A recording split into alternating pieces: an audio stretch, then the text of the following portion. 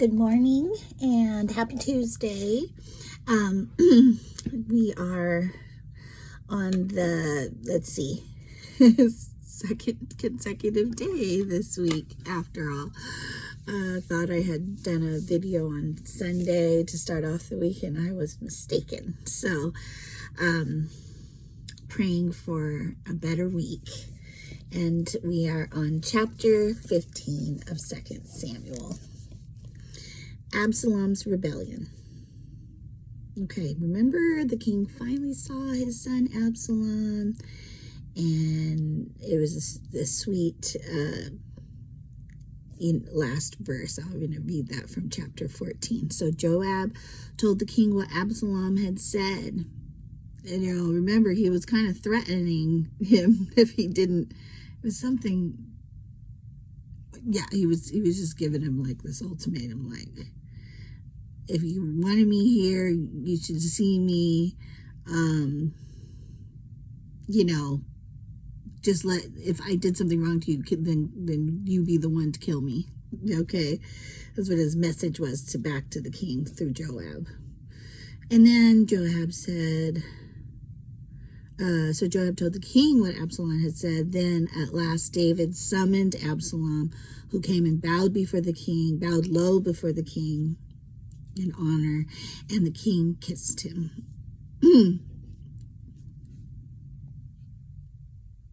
Okay. Are we still going? Okay. Looks like I'm low on charge. I didn't know I hadn't had my phone on the charger. Okay. Let's try and get through this. After this, Absalom bought a chariot and horses, and he hired 50 bodyguards to run ahead of him. He got up early every morning and went out to the gate of the city. When people brought a case to the king for judgment, Absalom would ask where in Israel they were from, and they would tell him their tribe.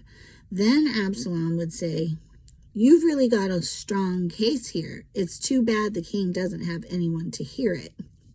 I wish I were the judge. Then everyone could bring their cases to me for judgment, and I would give them justice." Wow, what a scheme.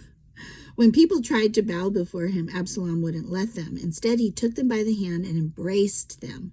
It's quite the politician. Absalom did this with everyone who came to the king for judgment, and he stole the hearts of all the people of Israel. After 4 years, Absalom said to the king, "Let me go to Hebron to offer a sacrifice to the Lord and fulfill a vow I made to him. For while your servant was at Geshur in Aram, I promised to sacrifice to the Lord in Hebron if he would bring me back to Jerusalem." Okay. I'm just kind of curious. Hebron has a reference. Verse 8.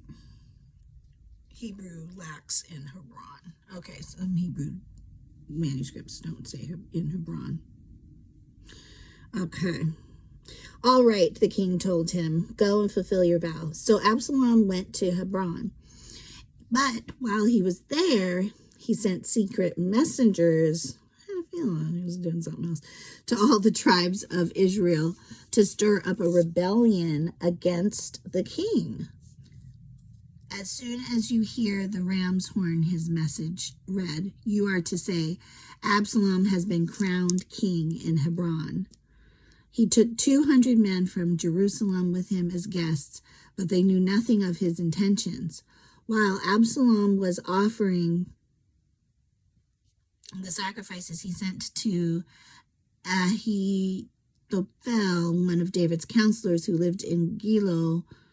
Soon many others also joined Absalom, and conspiracy gained momentum.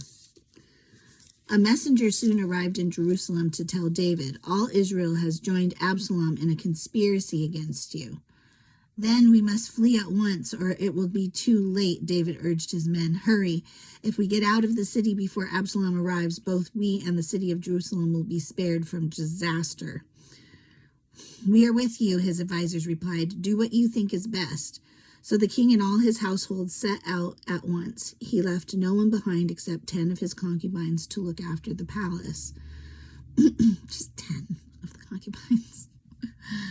The king and all his people set out on foot, pausing at the last house to let all the king's men move past to lead the way. There were 600 men from Gath who had come with David, along with the king's bodyguard. Then the king turned and said to Ittai, a leader of the men from Gath, "Why are you coming with us? Go on back to King Absalom, for you are a guest in Israel, a foreigner in exile. You arrived only recently, and should I force you today to wander with us? I don't even know where we will go. Go on back and take your kinsman with you, and may the Lord show you his unfailing love and faithfulness." He's trying to be very fair. But Ittai said to the king, "I vow by the Lord and by your own life that I will go wherever my lord the king goes, no matter what happens, whether it means life or death." David replied, "All right, come with us." So Ittai and all his men and their families went along. Everyone cried loudly as the king and his followers passed by. They crossed the Kidron Valley and then went out toward the wilderness. Zadok and all the Levites also came along carrying the Ark of the Covenant of God. They set down the Ark of God, and Abiathar offered sacrifices until everyone had passed out of the city. And the reference on sacrifices, let's see, is this verse 24? Or Abiathar went up. Okay, it doesn't say the sacrifices part. Then the king instructed Zadok to take the ark of God back into the city. "If the Lord sees fit," David said, "he will bring me back to see the ark and the tabernacle again. But if he is through with me, then let him do what seems best to him." The king also took Zadok the priest. "Look, here's my plan." Also told Zadok the priest, "Look, here's my plan. You and Abiathar should return quietly to the city with your son Ahimaaz and Abiathar's son Jonathan. I will stop at the shallows of the Jordan River and wait there for a report from you." So Zadok and Abiathar took the ark of God back to the city and stayed there. David walked up the road to the Mount of Olives, weeping as he went. His head was covered and his feet were bare, as a sign of mourning. And the people who were with him covered their heads and wept as they climbed the hill. When someone told David that his advisor Ahithophel was now backing Absalom, David prayed, "Oh Lord, let Ahithophel give Absalom foolish advice." When David reached the summit of the Mount of Olives, where people worship God, Hushai the Archite was waiting there for him. Hushai had torn his clothing and put dirt on his head as a sign of mourning. But David told him, "If you go with me, you will only be a burden. Return to Jerusalem and tell Absalom, I will now be your advisor, O king, just as I was your father's advisor in the past. Then you can frustrate and counter Ahithophel's advice. Zadok and Abiathar the priests will be there. Tell them about the plans being made in the king's palace, and they will send their sons Ahimaaz and Jonathan to tell me what is going on." So David's friend Hushai returned to Jerusalem, getting there just as Absalom arrived. And the plot thickens. So I hope that you have been following along as consistently as possible on this journey to a consistent daily reading with me. So I'll see you tomorrow, God willing, and God bless.